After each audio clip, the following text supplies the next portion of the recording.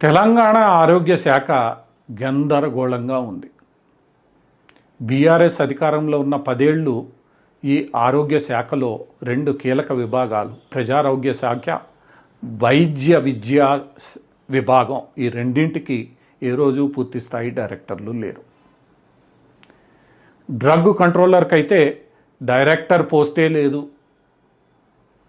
ఇటువంటి పరిస్థితిని తెలంగాణ ఏర్పడిన తర్వాత చక్కదిద్ది వైద్య ఆరోగ్య రంగాన్ని సరిచేయాల్సిన నాటి బీఆర్ఎస్ ప్రభుత్వం ఏమాత్రం పట్టించుకోలేదు సరికదా, తమకిష్టమైన వారిని అర్హతలున్నా లేకపోయినా ఇన్ఛార్జి డైరెక్టర్లుగా నియమించేసింది.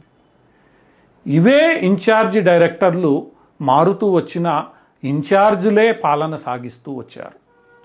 నేటికి తెలంగాణ ఆరోగ్య శాఖలోని పలు విభాగాలు ఇన్ఛార్జి డైరెక్టర్లతోనే సాగుతున్నాయి. ఈ ఇన్ఛార్జి డైరెక్టర్ల పాలనపై అర్హులైన వారు హైకోర్టుకు పలుమార్లు వెళ్ళారు. హైకోర్టు పలుమార్లు ముట్టికాయలు వేసినా, తీర్పిచ్చినా నాటి బీఆర్ఎస్ ప్రభుత్వం ఏమాత్రం లొంగలేదు సరికదా, పరిస్థితిని చక్కదిద్దే ప్రయత్నం ఏమీ చేయలేదు. వారికి కోవిడ్ మరింత కలిసి వచ్చింది. కోవిడ్ పేరుతో ఇలాంటి తీర్పులన్నింటినీ పక్కన పెట్టేశారు. కేవలం తమ అననూయులకు మాత్రమే ఈ ఇన్ఛార్జి డైరెక్టర్ పోస్టులు ఇచ్చారు. చివరకు వారు రాజకీయ రంగ ప్రవేశం కూడా చేసేశారు. దీంతో తెలంగాణలోని ఆరోగ్య రంగం, ముఖ్యంగా ప్రభుత్వ ఆరోగ్య వ్యవస్థ కింద మీద చిన్నాభిన్నం అయ్యే పరిస్థితి ఏర్పడింది. ఎందరో వైద్యులు, సీనియర్ వైద్యులు లేక ప్రభుత్వ ఆసుపత్రులు ఇబ్బంది పడుతున్నాయి. బోధించే నిపుణులైన డాక్టర్లు లేక నానాటికి పెరిగిపోయిన వైద్య కళాశాలలు ఇబ్బంది పడుతున్నాయి. వైద్య కళాశాలలు పెంచేశామని తెలంగాణ ప్రభుత్వం గర్వంగా చెప్పుకున్న ఇప్పటికీ పూర్తిస్థాయి వైద్యులను నియమించడంలో మాత్రం నాటి బీఆర్ఎస్ ప్రభుత్వం విఫలమైంది. ఇలా వైద్య ఆరోగ్య శాఖ ఇంత అస్తవ్యస్తంగా ఉన్న 6 నెలలు పూర్తి చేసుకున్న కాంగ్రెస్ ప్రభుత్వం దీనిని చక్కదిద్దడంలో ఎందుకో గురి పెట్టలేదు. ఇప్పటికీ ఈ వైద్య ఆరోగ్య శాఖలోని పలు కీలక విభాగాలు కేవలం ఇన్ఛార్జీలతోనే సాగుతున్నాయి.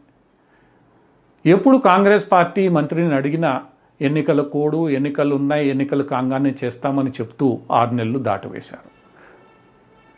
ఇంతే కాకుండా అసలు వ్యవస్థను చక్కదిద్దండి బాబు అంటే టిమ్స్ కడుతున్న అంతస్తులు తగ్గిస్తాం, పెంచుతాం, దాంట్లో సౌకర్యాలను తగ్గిస్తాం, పెంచుతాం అన్న ప్రకటనలు తప్ప ఈ వైద్య ఆరోగ్య శాఖ, వైద్య విద్యా విభాగంలో ఉన్న లోపాలను సరిచేస్తామని ఏ రోజు స్పష్టంగా చెప్పడం లేదు.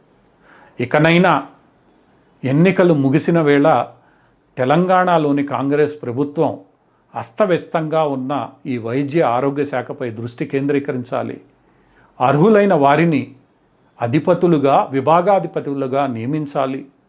ఈ మాజీల వ్యవస్థకు మంగళం పాడాలి. తద్వారా ఈ వైద్య ఆరోగ్య శాఖ ప్రజల మన్ననలు పొందే విధంగా సేవలు అందించే రీతిలో పనిచేసేలా చూడాలి.